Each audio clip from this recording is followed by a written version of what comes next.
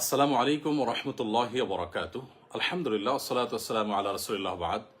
সুপ্রিয় দর্শক শ্রোতা ভাই বোন, দেশ কিংবা প্রবাস যে যেখান থেকে আমাকে দেখছেন, আপনাদের সকলকে সাদর আমন্ত্রণ জানাচ্ছি আমাদের এই অত্যন্ত গুরুত্বপূর্ণ সংক্ষিপ্ত লাইভ অনুষ্ঠানে। প্রিয় দর্শক, আপনারা সবাই ইতোমধ্যে জেনে গেছেন আমাদের এই প্রিয় দেশটিতে দীর্ঘদিন পর্যন্ত যে লুটতরাজ চলে আসছিল, যে নানামুখী অবিচার, বৈষম্য এবং অন্যায় আচরণ চলে আসছিল, সেটার বিরুদ্ধে সর্বস্তরের মানুষ দীর্ঘদিন পর্যন্ত তাদের মধ্যে যে জমে থাকা ক্ষোভ সেটা তারা প্রকাশ করেছে। ছাত্র জনতার গণ আন্দোলনে ইতিমধ্যে আমরা জানি যে সরকার পতন হয়েছে। এই পুরো সাফল্যের যে মহানায়কেরা, বিশেষ করে আমাদের শিক্ষার্থীরা, তাদের সকলকে আমরা সকলে বিনম্র শ্রদ্ধা জ্ঞাপন করি। আল্লাহ রাব্বুল আলামিন তাদের সবাইকে এর জন্য সর্বোত্তম বিনিময় দান করুন এবং যে সমস্ত ছাত্র ভাইদেরকে বা যে সমস্ত নিরীহ নিরপরাধ মানুষদেরকে আমরা হারিয়েছি, যাদেরকে হত্যা করা হয়েছে, খুন করা হয়েছে, আমরা তাদের প্রত্যেকের রুহের মাগফিরাত কামনা করছি। আল্লাহ রাব্বুল আলামিন তাদের সবাইকে শাহাদাতের মর্যাদা দান করুন। প্রিয় দর্শক ভাই বোন, যে বিষয়টিকে আমি শুরুতেই বলতে চাই তা হলো যে বর্তমানে যে আনন্দঘন একটি পরিবেশ চলছে, এই পরিবেশে আমরা দেখতে পাচ্ছি যে অনেক সুযোগ সন্ধানীরা এমন সব কাজ করছে যে এই পুরো অর্জনটাকে ম্লান করে দেওয়ার জন্য সেগুলো যথেষ্ট হতে পারে। তোমাদের থেকে একটি গুরুত্বপূর্ণ বিষয় হলো যে লুটতরাজ চলছে। এমনকি আমরা সোশ্যাল মিডিয়ার কল্যাণে এও দেখলাম যে রাস্তাঘাটের লাইট পর্যন্ত মানুষ খুলে নিয়ে যাচ্ছে। যারা রাস্তাঘাট থেকে লাইট খুলে নিয়ে যাচ্ছে, যা হাতের কাছে পাচ্ছে সেটাকেই তারা ভেঙে নিয়ে যাচ্ছে এবং যেখানে পাচ্ছে সুযোগ সেখানে তারা লুটতরাজ করছে। এরা কখনো এদেশের বন্ধু হতে পারে না, এরা দেশের শত্রু। এই মানুষগুলো কখনো শিক্ষার্থী বা প্রকৃত অর্থে যারা আন্দোলনকারী ছিল তারা নয়। এই মানুষগুলো অবশ্যই সুযোগ সন্ধানী এবং এই লুটপাট যে কোনো মূল্যে আমাদেরকে বন্ধ করতে হবে। বিধায় যারা যেখানে আছেন, আমি বিশেষ করে মসজিদে যারা আছেন, মসজিদের দায়িত্বশীলদেরকে বিনীতভাবে অনুরোধ করতে চাই, আপনাদের মসজিদ থেকে আপনারা আহ্বান করুন, ডাক দিন, যেন কোনো প্রকার লুটতরাজ, কোনো প্রকার অরাজকতা যেন না চলে। কেউ যেন আইন নিজের হাতে তুলে না নেয়। কোনো প্রকার অরাজকতা যদি চলতে থাকে তাহলে সেটি আমাদেরই দুর্ভোগ পোহাতে হবে, সেটা আমাদেরই অকল্যাণ বয়ে আনবে। সরকারি কিংবা বেসরকারি কোনো স্থাপনা যেন কোনোভাবে নষ্ট না হয়। বিশেষ করে মসজিদগুলো থেকে যদি একযোগে এই আওয়াজ উচ্চারিত হয় এবং সমাজের প্রত্যেকটা মানুষ যদি দায়িত্বশীলতার আচরণ করেন এবং যারাই অন্যায়ের দিকে হাত বাড়াচ্ছে তাদের হাতকে যদি আমরা থামিয়ে দিতে পারি, তাহলে সেটা আমাদের জন্য অত্যন্ত আনন্দের বিষয় হবে। অতএব আসুন, ছাত্রদের এই অর্জনকে, ছাত্র জনতার এই অর্জনকে ম্লান করে দেওয়ার মতো কাজগুলোকে যে কোনো মূল্যে থামাতে হবে।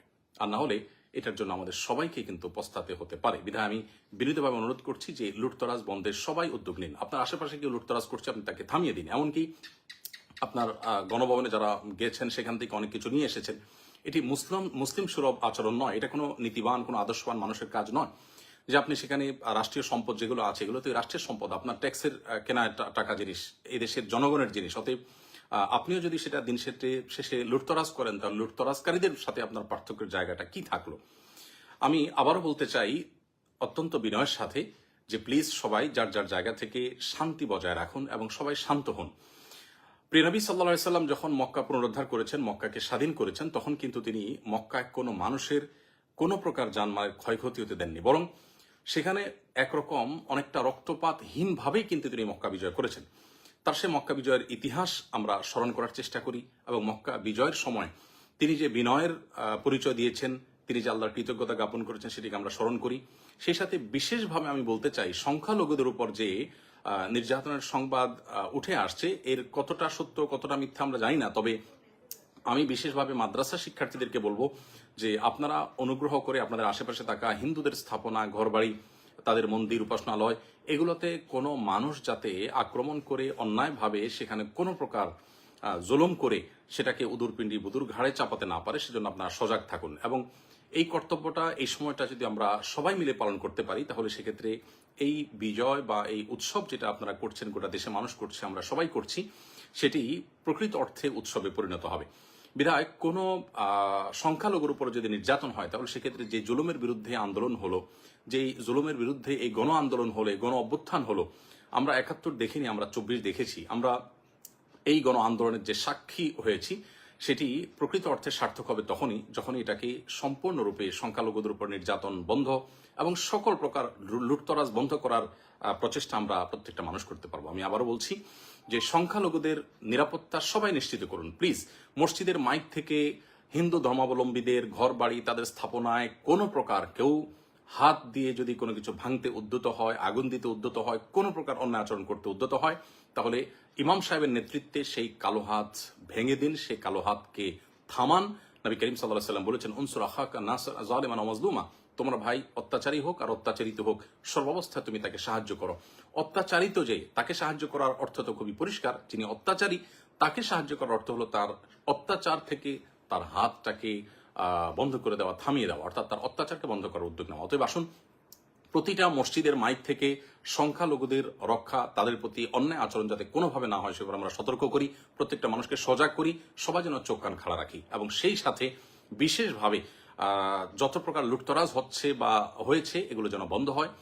কোনোভাবে রাষ্ট্রীয় কিংবা বেসরকারি কোনো প্রকার স্থাপনায় কেউ যেন কোনোভাবে হাত না দেয়, কোনোভাবে যেন সেটা ভাঙচুর না করে। আমরা আল্লাহকে ভয় করি, দিন শেষে আল্লাহ তাআলার কাছে এগুলোর জন্য জবাবদিহি করতে হবে। সামান্য একটা জিনিস আপনি নিয়ে গেলেন, এর জন্য আপনার জাহান্নামে যেতে হতে পারে। মনে রাখবেন, রাষ্ট্রের সম্পদ এটা কোটি কোটি মানুষের মালিকানাধীন সম্পদ। বিধায় কিয়ামতের ময়দানে এত কোটি মানুষের কাছে আপনি এই দায় কিভাবে পরিশোধ করবেন, এর জবাবদিহি কিভাবে আপনি দিবেন? বিধায় আল্লাহকে ভয় করুন, কোনো প্রকার লুটতরাজ হতে দিবেন না, এবং সংখ্যালঘুদের নিরাপত্তা নিশ্চিত করবার জন্য মসজিদের মাইক ব্যবহার করুন, অন্যায়ের বিরুদ্ধে মসজিদের মাইক থেকে আহ্বান করুন, মাদ্রাসার শিক্ষার্থীরা তাদের পাহারাদারি করুন। আবারও বলছি যে প্রিয় নবী সাল্লাল্লাহু আলাইহি ওয়াসাল্লাম মক্কা বিজয়ের পর তিনি কিন্তু কোনো প্রকার আজকের পৃথিবীতে যে বুনো উল্লাস হয়ে থাকে এরকম উল্লাস বা উল্লাসের উন্মাদনা যেটি, এটি কিন্তু তিনি করেননি। আল্লাহ সুবহানাহু ওয়া তাআলা বলেছেন, ইযা জাআ নাসরুল্লাহি ওয়াল ফাতহ, যখন আল্লাহ সাহায্য এবং বিজয় আসে, ওয়ারাইতান নাস ইয়াদখুলুনা ফি দীনিল্লাহি আফওয়াজা, এবং আপনি দেখবেন লোক দলে দলে আল্লাহর দ্বীনে প্রবেশ করছে, অনুগত হচ্ছে, তখন ফাসাব্বিহ বিহামদি রাব্বিকা ওয়াস্তাগফিরহু, আল্লাহ তাআলার তাসবিহ মাখা প্রশংসা আপনি জ্ঞাপন করুন এবং আল্লাহ তাআলার কাছে ইস্তেগফার এবং ক্ষমা প্রার্থনা করুন। একজন মুসলিম বিজয়ের আনন্দে আল্লাহর শুকরিয়া আদায় করবে, বিনয় অবনত হবে এবং নিজেদের কোনো ভুল ত্রুটি হয়ে থাকলে তার জন্য আল্লাহর কাছে ক্ষমা প্রার্থনা করবে। দম্ভ বা অহংকার তারা দেখাবে না। যারা দম্ভ দেখিয়েছে, অহংকার করেছে, তাদের অহংকার এবং দম্ভ কিভাবে চূর্ণ হয়েছে আমরা দেখেছি। আমরাও যদি একই কাজ করি তাহলে একই পরিণতি আমাদেরকে বরণ করতে হবে। যারা জুলুম করেছে, লুটতরাজ করেছে, অবিচার করেছে, বৈষম্য করেছে, সেগুলোর পরিণতি আমরা দেখতে পেয়েছি। আমরাও যদি একই কাজ করি বা আপনারাও যদি সাধারণ মানুষও যদি একই কাজ করেন তাহলে একই পরিণতি আমাদেরকে বরণ করতে হবে। আল্লাহর ভয় আমরা অন্তরে জাগ্রত রাখি।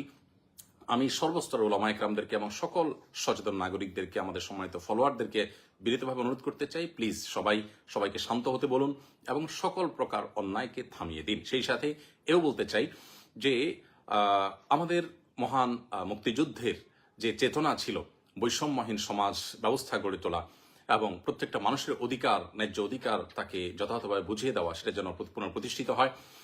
কোনোভাবেই যেন আমাদের এই দেশে ধর্ম বিদ্বেষী এবং মুসলমানদের প্রতি বিশেষভাবে বিদ্বেষ লালন রাখে, এই সমস্ত মানুষগুলো যাতে কোনোভাবে বর্তমান পরিস্থিতিতে কোনো প্রকার সুযোগ সুবিধা নিতে না পারে। অন্তর্বর্তীকালীন সরকার হোক বা পরবর্তী পদক্ষেপগুলো হোক, সেগুলোতে এদেশের মানুষের ধর্মীয় বিশ্বাস, এদেশের মানুষের মূল্যবোধের প্রতি শ্রদ্ধাশীল আছে, সেই মানুষগুলো যেন দায়িত্বে আসে, সেটি হলো এদেশের কোটি কোটি মানুষের প্রাণের দাবি।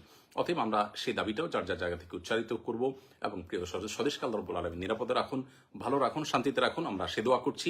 আবারও বলছি, সকল প্রকার লুটতরাজ, সংখ্যালঘুদের আক্রমণের বিরুদ্ধে আমাদের প্রত্যেককে জিহাদ ঘোষণা করতে হবে এবং প্রত্যেককেই সংখ্যালঘুদের নিরাপত্তার বিষয়টির জন্য বিশেষভাবে কাজ করতে হবে এবং সকল অন্যায়কে বন্ধ করবার জন্য সামাজিকভাবে আমরা সম্মিলিত উদ্যোগ গ্রহণ করতে হবে। মসজিদের মাইকগুলো সচল হয়ে যাক, মাদ্রাসাগুলোর ছাত্ররা সক্রিয় হয়ে যাক, সকল প্রকার স্কুল কলেজের শিক্ষার্থী সকল শান্তিময় মানুষ সক্রিয় হয়ে যান এবং সকল প্রকার অন্যায়কে থামিয়ে দিন। আল্লাহ তাআলা আমাদের সকলকে তৌফিক দান করুন। জাযাকুমুল্লাহ খাইর। আসসালামু আলাইকুম ওয়া রাহমাতুল্লাহি ওয়া বারাকাতুহু।